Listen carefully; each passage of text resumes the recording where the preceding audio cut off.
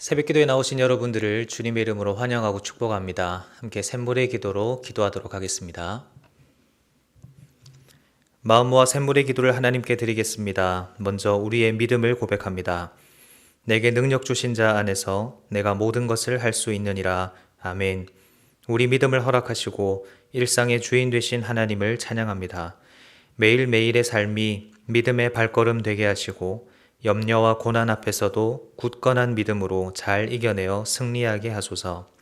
언제든지 어느 곳에 있든지 하나님의 인도를 늘 기억하며 살아가는 샘물 성도가 되게 하소서. 예배와 교회를 위해 기도합니다. 너희는 여호와 우리 하나님을 높여 그 발등상 앞에서 경배할지어다. 아멘. 예배의 주인 되신 하나님 홀로 영광 받으소서. 성령의 임재가 가득한 예배 되게 하시고 선포되는 말씀으로 힘을 얻고 찬양의 즐거움과 기도의 은혜가 넘치는 예배 되게 하소서. 교회다운 교회가 되게 하시고 헌신적인 섬김과 사랑 가득한 성도들이 되어 하나님께 영광이 되며 기쁨이 되는 샘물의 공동체 되게 하소서. 목장과 다음 세대를 위해 기도합니다. 날마다 마음을 같이하여 성전에 모이기를 힘쓰고 집에서 떡을 떼며 기쁨과 순전한 마음으로 음식을 먹고 아멘.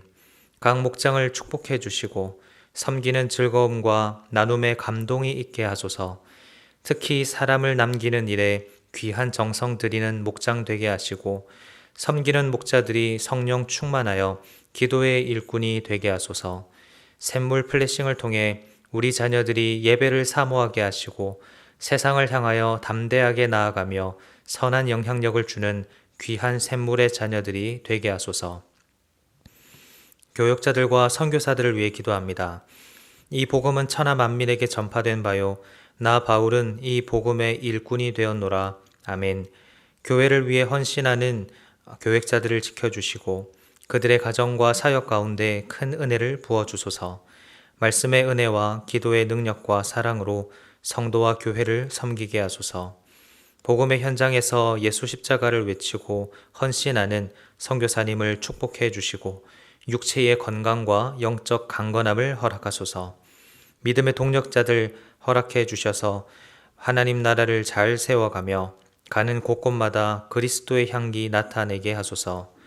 돕는 손길들이 많게 하시고 사역 가운데 많은 열매 맺게 하소서. 나라와 민족 환우들을 위해 기도합니다.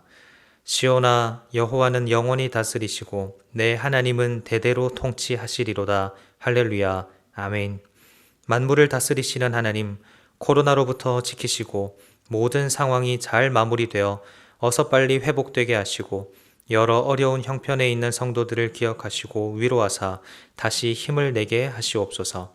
특히 지도자들이 정직하고 헌신적이며 백성들을 사랑하는 마음으로 나라를 섬기게 하소서.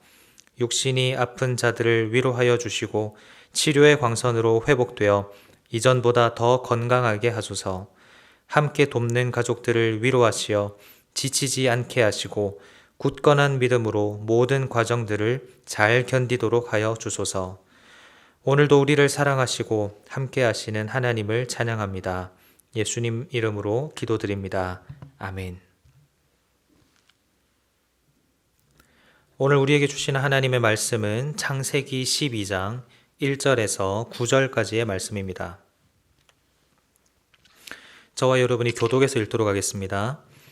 여호와께서 아브라함에게 이르시되 너는 너의 고향과 친척과 아버지의 집을 떠나 내가 내게 보여줄 땅으로 가라. 내가 너로 큰 민족을 이루고 내게 복을 주어 내 이름을 창대하게 하리니 너는 복이 될지라. 너를 축복하는 자에게는 내가 복을 내리고 너를 저주하는 자에게는 내가 저주하리니 땅의 모든 족속이 너로 말미암아 복을 얻을 것이라 하신지라. 이에 아브람이 여호와의 말씀을 따라갔고 롯도 그와 함께 갔으며 아브람이 하란을 떠날 때에 75세였더라. 아브람이 그의 아내 사레와 조카 롯과 하란에서 모은 모든 소유와 얻은 사람들을 이끌고 가나안 땅으로 가려고 떠나서 마침내 가나안 땅에 들어갔더라. 아브람이 그 땅을 지나 세겜 땅 모래 상수리 나무에 이르니 그때에 가나안 사람이 그 땅에 거주하였더라. 여호와께서 아브라함에게 나타나 이르시되 내가 이 땅을 내 자손에게 주리라 하신지라. 자기에게 나타나신 여호와께 그가 그곳에서 제단을 쌓고 거기서 베델 동쪽 산으로 옮겨 장막을 치니 서쪽은 베델이요 동쪽은 아이라. 그가 그곳에서 여호와께 제단을 쌓고 여호와의 이름을 부르더니, 함께 읽겠습니다. 점점 남방으로 옮겨갔더라. 아멘. 오늘 우리에게 주시는 하나님의 말씀은 부르심입니다. 오늘 본문은 우리가 너무나 잘 아는 본문이기도 하죠. 믿음의 조상 아브라함이 하나님의 부르심을 받고 이제 믿음의 여정을 떠나는 그런 본문입니다. 조금 엄밀하게 말하면 아브라함은 이미 11장에서 자신의 아내 사라와 또 아버지 데라 그리고 자신의 조카 롯과 함께 갈대아 우르를 떠나서 지금은 하란에 머무르고 있었습니다. 하나님의 부르심이 있었지만 가나안 땅까지 가지 못하고 중간에 무역이 매우 발달될 도시였던 하란에 거주하고 있었던 것이죠. 이러한 때에 하나님은 한 번 더 아브라함에게 나타나셨습니다. 그리고는 다시금 말씀하시는데 1절 말씀입니다. 여호와께서 아브라함에게 이르시되 너는 너의 고향과 친척과 아버지의 집을 떠나 내가 내게 보여줄 땅으로 가라. 하나님께서 아브라함에게 명령하신 것은 두 동사로 정리가 됩니다. 떠나 가라. 그리고 아브라함은 이 부르심을 따라서 이제 다시금 믿음의 여정을 시작하는데요. 우리는 오늘 본문의 아브라함의 모습을 살펴보면서 부르심을 따라 사는 삶이 어떤 삶인지를 함께 묵상해 보고자 합니다. 이 말씀을 통해서 부르심을 따라 사는 우리 모든 샘물의 성도님 되시기를 주님의 이름으로 축원합니다. 먼저 첫째로 부르심 따라 사는 삶은 떠나야 할 때 떠나는 삶입니다. 창세기 11장 31절만 보아도 하나님은 이미 아브라함에게 가나안 땅으로 가라라고 말씀하십니다. 그러나 아브라함은 자신의 나이가 75세가 될 때까지 아버지 데라와 함께 하란에 머무르면서 현재의 삶에 만족하고 있는 모습을 보여줍니다. 하란은 앞서 말씀드린 바와 같이 무역이 매우 발달한 그런 도시였기 때문에 우상을 만들어 팔아 장사를 했던 이 아브라함 가정으로서는 정착하기에 너무나 좋은 지역이었습니다. 자신의 고향 갈대아 우르를 떠나서 새로운 곳에서 새롭게 정착하기에는 너무나 환경적으로나 또 상황적으로 아브라함에게 좋았던 곳이었던 거죠. 그러나 하나님은 그곳에서 다시 아브라함을 부르십니다. 왜냐하면 그곳이 아브라함이 더 이상 있어야 할 곳이 아니었기 때문입니다. 그런데 1절을 보십시오. 아브라함이 무엇을 떠나야 합니까? 고향과 친척과 아버지의 집을 떠나야 합니다. 누가 이곳을 떠나고 싶어 하겠습니까? 오랫동안 자신이 생활해온 너무나 익숙한 곳입니다. 주변에 친척들이 많아서 언제든지 도움을 주고받으면서 안정적으로 살 수 있습니다.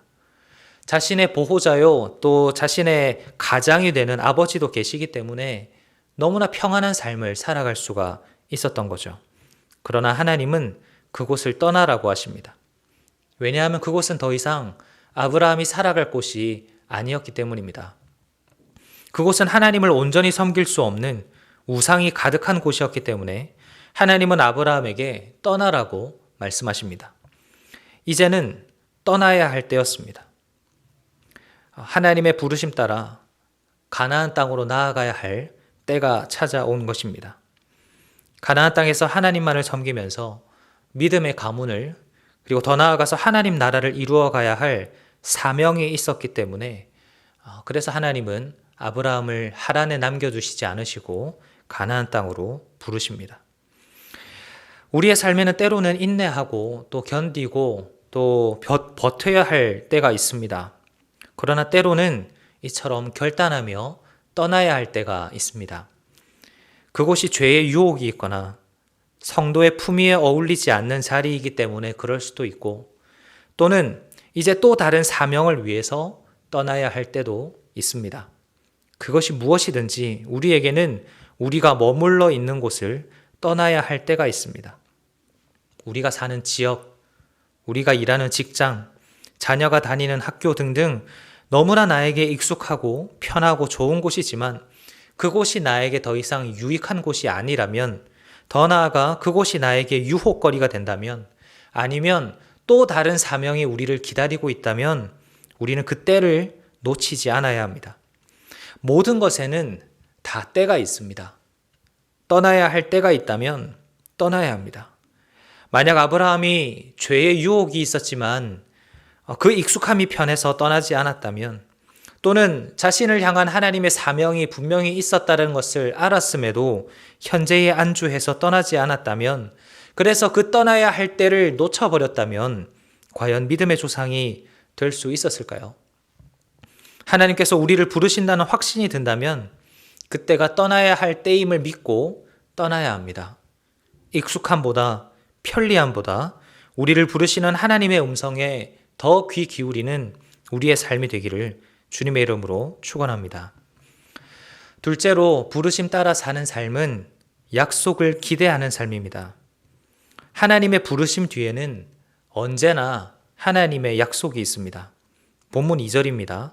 내가 너로 큰 민족을 이루고 내게 복을 주어 내 이름을 창대하게 하리니 너는 복이 될지라.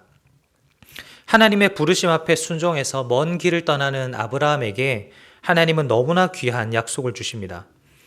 큰 민족, 창대한 이름, 그리고 무엇보다 너는 복이 될지라라는 너무 아름다운 약속입니다. 이 약속을 부르심을 따라 사는 아브라함에게 하나님께서 주시겠다고 약속하셨는데요.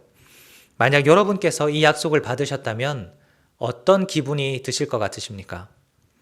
너무 좋을 것만 같지 않으십니까?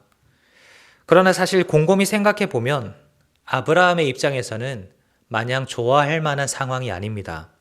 왜냐하면 하나님의 부르심 가운데는 불안 요소가 있었기 때문입니다. 1절을 다시 보시면 하나님께서 뭐라고 말씀하시냐면 내가 내게 보여줄 땅으로 가라고 말씀하십니다. 이미 너에게 보여준 땅도 아니고요.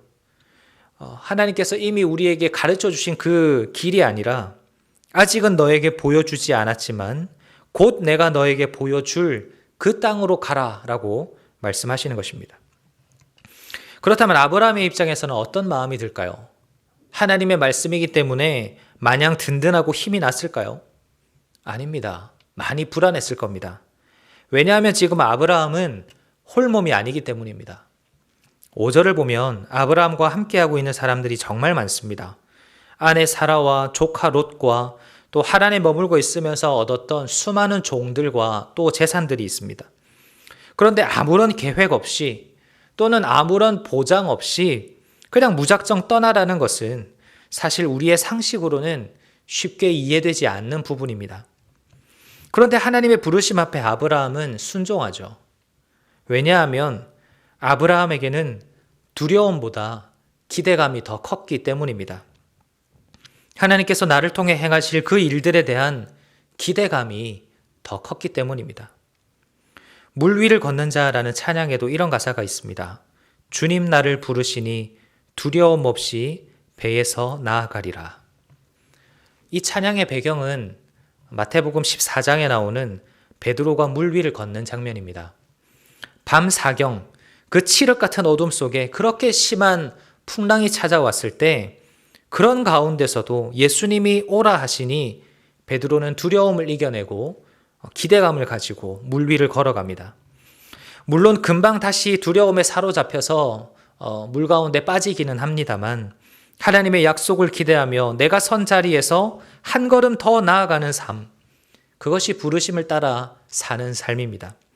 아직 뚜렷하게 하나님께서 보여주시는 것이 없고 여전히 불안하고 염려가 되는 일이 많고 아브라함처럼 내가 어디로 나아가야 할지를 정확하게 알지 못하는 상황 속에서 베드로처럼 내 눈앞에 풍랑이 치고 있는 그런 상황 속에서 그럼에도 불구하고 믿음으로 주님의 약속을 기대하며 나아가는 삶, 그것이 부르심 따라 사는 삶입니다. 마지막으로 부르심 따라 사는 삶은 모든 영광을 하나님께 돌리는 삶입니다. 7절을 보시면 하나님께서 세겜 땅에 도착한 아브라함에게 다시 나타나셔서 내가 이 땅을 너희 자손에게 주겠다 이렇게 말씀하십니다. 그랬더니 아브라함이 어떻게 하냐면 그곳에서 제단을 쌓습니다. 그리고 8절에는 베델 동쪽 산으로 아브라함이 옮겨가는데요. 거기서도 제단을 쌓습니다. 그런데 그 뒤에 이런 표현이 나옵니다. 여호와의 이름을 부르더니. 7절에서도 제단을 쌓았고 8절에서도 제단을 쌓았습니다. 그런데 굳이 하지 않아도 될 표현이 8절 뒤에 나오는데 여호와의 이름을 부르더니 라는 겁니다. 창세기 저자인 모세가 왜 이 구절을 넣었을까요? 힌트는 11장 4절에 나옵니다. 또 말하되 자 성읍과 탑을 건설하여 그 탑 꼭대기를 하늘에 닿게 하여 우리 이름을 내고 온 지면에 흩어짐을 면하자 하였더니. 바벨탑 사건을 기록하면서 사람들이 바벨탑을 세운 이유를 말하고 있는데 그것이 바로 우리 이름을 내기 위해서라는 겁니다. 하나님의 이름이 아닌 자신의 이름을 위해서 사는 것을 하나님은 우상 숭배라고 말씀하셨습니다. 출애굽기 20장 4절 너를 위하여 새긴 우상을 만들지 말고, 신명기 5장 8절 너는 자기를 위하여 새긴 우상을 만들지 말고. 하나님은 하나님의 이름이 아닌 다른 이름을 위해 사는 것을 원하지 않으십니다. 그래서 바벨탑 사건 때도 하나님께서 엄하게 다스리셨던 거죠. 그러나 아브라함은 달랐습니다. 아브라함은 여호와 하나님의 이름을 불렀습니다. 자신을 그 땅으로 인도하시고 다시금 약속을 재확인해 주신 하나님의 은혜에 감사하며 그 하나님의 이름을 부르며 예배를 드립니다. 부르심을 받은 사람은 자기를 위해 살지 않습니다. 하나님의 영광을 위해 삽니다. 고린도전서 10장 31절 말씀. 그런즉 너희가 먹든지 마시든지 무엇을 하든지 다 하나님의 영광을 위하여 하라. 내가 어디론가 떠나고 새로운 도전을 하고 무언가를 새롭게 시작한다라는 그 자체가 내가 무언가를 이뤄서 내 이름을 내고 내가 크게 성공하리라, 그것이 아니라 그것을 통해서 하나님께 영광이 되는 삶을 살기 위해서, 그것을 통해서 하나님의 이름을 부르며 하나님의 이름을 드러내기 위해서 그렇게 사는 것이 부르심을 따라 사는 인생입니다. 저도 이 부르심을 따라 살아가려고 합니다. 이미 많은 분들이 알고 계시겠습니다만 이제 이번 달을 마지막으로 저는 하나님의 부르심을 따라 캐나다로 공부를 하러 떠나갑니다. 저에게 있어서 샘물교회는 참 좋은 곳이었습니다. 좋은 목사님과 또 좋은 동력자들, 그리고 좋은 성도님들과 함께 지낼 수 있어서 너무 행복했습니다. 제가 제 주변의 분들에게 참 많이 말씀을 드린 부분입니다만 저는 별로 떠나고 싶지 않았습니다. 가능한 최대한 오래 여기 머물고 싶었습니다. 그러나 하나님의 부르심이 너무나도 확실했기 때문에, 그리고 그 부르심 앞에 순종해야 한다는 것을 너무도 잘 알았기 때문에 아브라함이 모든 것을 내려놓고 부르심 따라 나아갔던 것처럼 저도 그렇게 살아가려고 합니다. 아브라함이 느꼈을 불안감처럼 저도 불안한 요소들은 많이 있습니다. 그러나 그 두려움보다 주님의 부르심과 약속을 기대하면서 나아가려고 합니다. 그리고 그 일들을 통해서 하나님께 영광이 되는 삶을 살아가고자 합니다. 제가 오늘로서 새벽 설교가 마지막인데요. 마지막 설교 본문이 이 본문이라는 것이 참 놀랍고 감사합니다. 사랑하는 우리 샘물 성도 여러분, 여러분들도 이 부르심 따라 살아가는 여러분 되시기를 축복합니다.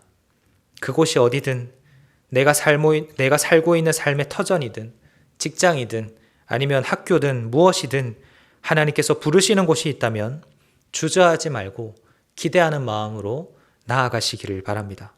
그리고 그곳에서 하나님의 이름을 부르며 하나님을 예배하는 삶을 살아갈 때에 믿음의 조상 아브라함에게 내리신 큰 축복의 약속이 우리 모두에게 임하게 될 줄로 믿습니다. 우리의 삶 가운데서 주님의 부르심에 온전히 순종하면서 살아가시는 저와 여러분 되시기를 주님의 이름으로 축원합니다. 말씀을 생각하시면서 함께 기도하실 때 하나님, 나도 주님의 부르심에 순종하는 삶 살아가게 하여 주시옵소서. 함께 기도하시겠습니다.